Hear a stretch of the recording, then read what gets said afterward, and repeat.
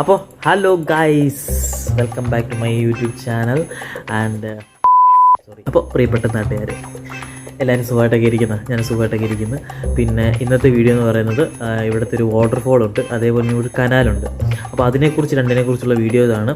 അപ്പോൾ വീഡിയോയിലേക്ക് പോകാം. ഞാൻ കൂടുതലൊന്നും പറയുന്നില്ല, എല്ലാം വീഡിയോയ്ക്കകത്ത് പറയാം. അപ്പോൾ വീഡിയോയിലേക്ക് പോകാം. വീഡിയോ കണ്ടിട്ട് അഭിപ്രായങ്ങളൊക്കെ പറയുക. ഓക്കെ സെറ്റ് വാ.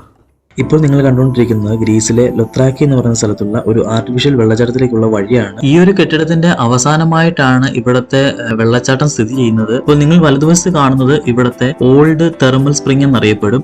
ഇതിലെ ചൂടുവെള്ളം ആയിട്ടുള്ള നാച്ചുറൽ വാട്ടർ ഉണ്ട് എന്നാണ് പറയപ്പെടുന്നത്. പക്ഷെ അടഞ്ഞു കിടക്കുന്നതിൽ എനിക്ക് കാണാൻ സാധിച്ചില്ല. അപ്പോൾ ഞങ്ങൾ അങ്ങനെ വെള്ളച്ചാട്ടത്തിലേക്ക് വന്നെടുത്തിട്ടുണ്ട്. ഇപ്പോൾ നിങ്ങൾ കാണുന്നത് ഇവിടുത്തെ വെള്ളച്ചാട്ടത്തിന് മുന്നുള്ള പാർക്കാണ് നിങ്ങൾ കണ്ടുകൊണ്ടിരിക്കുന്നത്.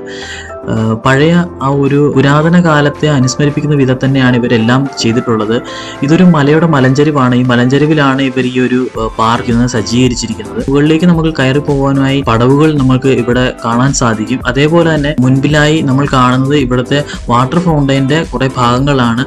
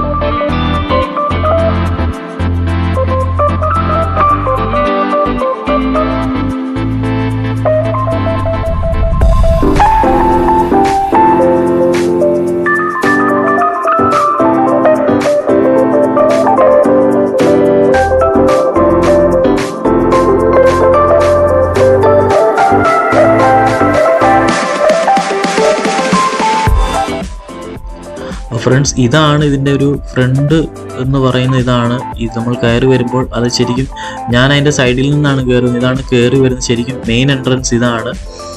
ഇത് നമ്മൾ നേരെ മുൻപിലായി കാണുന്നത് ഒരു ഗുഹ പോലെ അവർ ചെയ്തു വെച്ചേക്കുന്നതാണ്. ഇത് ശരിക്കും ഒരു ആർട്ടിഫിഷ്യൽ വെള്ളച്ചാട്ടം ആയതുകൊണ്ട് തന്നെ ഇതുവരെ ചെയ്തു വെച്ചേക്കാന്ന് കരുതുന്നു. പിന്നെ അതിൻ്റെ അടുത്തേക്ക് അധികം ഞാൻ പോയില്ല. കാര്യം കടബാവിലെല്ലാം വന്ന് എന്നെ റാഞ്ചിക്കൊണ്ട് പോകുന്ന കരുതിയിട്ടല്ല. ഇതിൻ്റെ ചുറ്റും ഭയങ്കര മൂത്രത്തിൻ്റെ ദുർഗന്ധമാണ്. അതുകൊണ്ട് ഞാൻ അധികം നേരം അവിടെ നിന്നില്ല. നിങ്ങൾക്ക് കാണാൻ സാധിക്കും താഴെ. പിന്നെ ഞാൻ അവിടെ നിന്ന് തിരിച്ച് നടക്കേണ്ടതായിട്ട് വന്നു. പിന്നെ നിങ്ങളിപ്പോൾ കാണുന്നത് ഇവിടെ നേരത്തെ ഫൗണ്ടൻ ഉണ്ടായിരുന്നു, പക്ഷെ അതിപ്പോൾ വർക്കിംഗ് കണ്ടീഷൻ അല്ലാന്ന് തോന്നുന്നു. കാര്യം ഞാൻ സമ്മറിൽ വന്ന സമയത്ത് ഇവിടെ അത് വർക്കിംഗ് ആയിരുന്നില്ല. ഇത് കുറെ ഒരു പഴക്കമുള്ള പോലെ തോന്നുന്നു. ഇതിൻ്റെ ഞാൻ കുറെ ഇതിനെക്കുറിച്ച് ഡീറ്റെയിൽ അന്വേഷിച്ചെങ്കിലും ഒന്നും അങ്ങനെ കണ്ടെത്താൻ കഴിഞ്ഞില്ല. പിന്നെ നമുക്ക് ഇതുവഴി ഫ്രണ്ടിൽ കുറെ നമുക്ക് വന്നിരിക്കാനുള്ള കുറെ സ്പേസ് ഒക്കെ ഇട്ടിട്ടുണ്ട് ഇവര്. മുന്നിൽ കടലിൽ നിന്നുള്ള കാറ്റ് അടിച്ച് ഇവിടെ വന്നിരിക്കാൻ നല്ല ഒരു രസമുള്ള പരിപാടിയാണ്. പക്ഷെ ഇത് ഇവിടെ അബാൻഡൻ ആയ പോലെയാണ്. ഇവിടെ അങ്ങനെ ആരും അധികം അങ്ങനെ വരാറൊന്നുമില്ല. പിന്നെ ഇതിന് മേളിലേക്ക് നമുക്ക് കയറിപ്പോകാൻ സ്റ്റെപ്പൊക്കെ ഉണ്ട്. മേളിലേക്ക് കയറിപ്പോയാലും കുറെ കാറ്റാടി മരങ്ങൾ നല്ല നിരന്ന് ഇപ്പോണ്ട്. ഇതൊരു കുന്നിന്റെ മുകളിലേക്ക് നമ്മളിങ്ങനെ കയറി പോകുന്നതല്ല. ഇതിപ്പോൾ ഞാനിപ്പോൾ അങ്ങ് മേളിലേക്ക് കയറി പോയി കഴിഞ്ഞാൽ നമുക്ക് അവിടുന്ന് വെള്ളച്ചാട്ടത്തിന് ഒരു ടോപ്പ് വ്യൂ നമുക്ക് കാണാൻ പറ്റും. കണ്ടോ ഇതിൻ്റെ ആ മുകളിലെ ഭാഗങ്ങളൊക്കെ ഉണ്ടോ? അതൊരു മലയുടെ ഒരു ചരിവിലായിട്ട് ചെയ്തേക്കുന്നതാണ് ഇവരിത്. പിന്നെ നിങ്ങളിപ്പോൾ കാണുന്നതാണ് ഈ വെള്ളച്ചാട്ടമാണ് ഈ കാണുന്നത്. ആ വലിയ നമ്മളെ പോലെ ഇഷ്ടംപോലെ വെള്ളച്ചാട്ടം ഉള്ളവർക്ക് ഇതൊക്കെ എന്ത് വെള്ളച്ചാട്ടം, ഇത് വെറും ചെറിയ വെള്ളച്ചാട്ടം മാത്രമാണ്. പക്ഷെ സഞ്ചാരികൾക്ക് കാണാൻ ഒരു കൗതുകം ഉണർത്തുന്ന രീതിയിൽ കുറെ പനയും കുറെ മരങ്ങളും പിന്നെ ഒരു പാർക്ക് പോലെയൊക്കെ അവർ സജ്ജീകരിച്ചേക്കുന്നതുകൊണ്ട് അവർക്കവിടെ വന്നിരുത്ത് പോകാനുള്ള ഒരു സൗകര്യമുണ്ട്. അപ്പോൾ ഫ്രണ്ട്സ്, അവിടെ ഒരാൾ മീൻ പിടിക്കുന്നത് കാണാം. നമുക്ക് അദ്ദേഹത്തോടൊന്ന് ചോദിച്ചു നോക്കാം, വല്ല മീൻ വല്ലതും കിട്ടിയോ എന്നൊന്ന് നമുക്കൊന്ന് ചോദിച്ചു നോക്കാം. ബാ.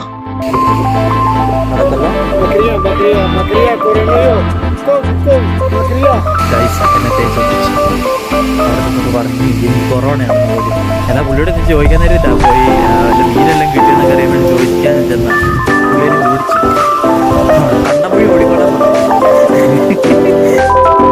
നിങ്ങളിപ്പോൾ കണ്ടുകൊണ്ടിരിക്കുന്നതാണ് ഈ കോരിന്ത് കനാൽ എന്ന് പറയുന്നതാണ്. ഇത് ശരിക്കും ഗ്രീസും പെലോപെന്നീസും തമ്മിൽ അതിന്റെ രണ്ടിനും ഇടയ്ക്കായിട്ട് വരുന്ന ഒരു കനാലാണിത്. അയണിയൻ കടലിലെ ഗൾഫ് ഓഫ് കോരിന്തിനെയും അതുപോലെ തന്നെ ഈജിയൻ കടലിലെ സരോണിക് ഗൾഫിനെയും തമ്മിൽ ബന്ധിപ്പിക്കുന്ന രീതിയിലാണ് ഈ ഒരു കനാൽ രൂപകൽപ്പന ചെയ്തിട്ടുള്ളത്. ഇതിന് ടോട്ടൽ ഏതാണ്ട് 6.4 കിലോമീറ്റർ നീളമുണ്ട്. അതുപോലെ തന്നെ അടിത്തട്ടിലെ വീതി എന്ന് പറയുന്നത് 21.4 മീറ്റർ ആണ്. സ്ഥിരമായിട്ട് ഇതിന്റെ ഇരുവശങ്ങളിലുള്ള മണ്ണിടിച്ചിൽ കാരണം എപ്പോഴും ഇത് ഇടയ്ക്കിടയ്ക്ക് ബ്ലോക്ക് ആകുന്നുണ്ട്. ഇപ്പോഴും ഇത് ബ്ലോക്ക് ആണ്. ഇപ്പൊ അടുത്തിടെ ഉണ്ടായ ലാൻഡ് സ്ലൈഡിങ് കാരണം കൊണ്ട് ഇപ്പൊ ഇത് ബ്ലോക്ക് ആയി കിടക്കുകയാണ്. ഇപ്പൊ കപ്പലുകളൊന്നും പോകുന്നില്ല, ഇപ്പൊ ലോക്ക്ഡ് ആണ്, മീൻസ് ക്ലോസ്ഡ് ആണ്.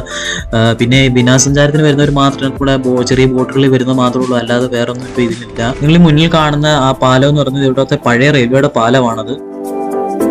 ഈ കനാലിന്റെ നിർമ്മാണം എന്ന് പറയുന്നത് നൂറ്റാണ്ടുകൾക്ക് മുതലേ തുടങ്ങിയതാണ്. പക്ഷെ എല്ലാം പരാജയമായിരുന്നു, ഒന്നും വിജയിച്ചില്ല. പല കാരണങ്ങളാൽ അതിങ്ങനെ മുടങ്ങി പൊക്കോണ്ടേയിരുന്നു. അത് നിർമ്മാണ കമ്പനിയെ പാപ്പരാകുകയും അതുപോലെ തന്നെ അങ്ങനെ പല പ്രശ്നങ്ങളുണ്ടായിരുന്നു. അങ്ങനെ എല്ലാം പരാജയങ്ങൾക്ക് ശേഷം 1893 ഇത് പണിയെല്ലാം പൂർത്തിയാക്കി വീണ്ടും ഇത് ഇവർക്ക് കപ്പൽ കടന്നു പോകാനായിട്ട് തുറന്നു കൊടുക്കാൻ സാധിച്ചു. സ്വേച്ഛാധിപതിയായ പെരിയാണ്ടർ എന്ന് പറയുന്ന 7-ാം നൂറ്റാണ്ടിൽ ജീവിച്ചിരുന്ന പുള്ളിയാണ്. പുള്ളിയെ കണ്ടാണ് ഈ സാധനത്തിന് ആദ്യം വേറെ രൂപമായിരുന്നു. അതായത് ആ സാധനങ്ങളെ ചുമന്നുകൊണ്ട് അപ്പുറത്ത് കൊണ്ടുപോകുന്ന രീതിയിലൊക്കെ ആയിരുന്നു.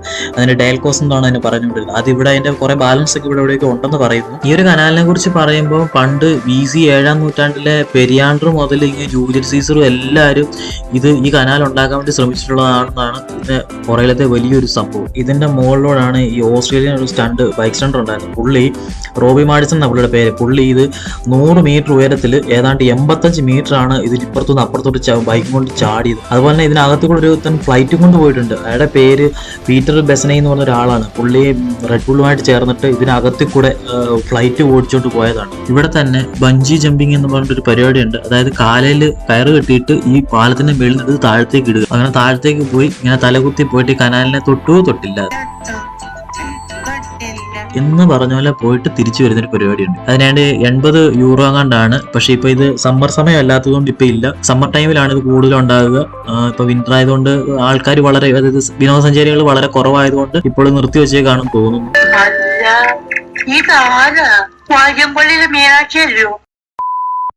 ഇന്നത്തെ വീഡിയോ ഒരു ചെറിയ വീഡിയോ ആണെങ്കിലും എല്ലാവർക്കും ഇഷ്ടപ്പെട്ടു എന്ന് വിചാരിക്കുന്നു. അടുത്ത ദിവസം കിടിലം വീഡിയോസ് ആണുള്ളത്.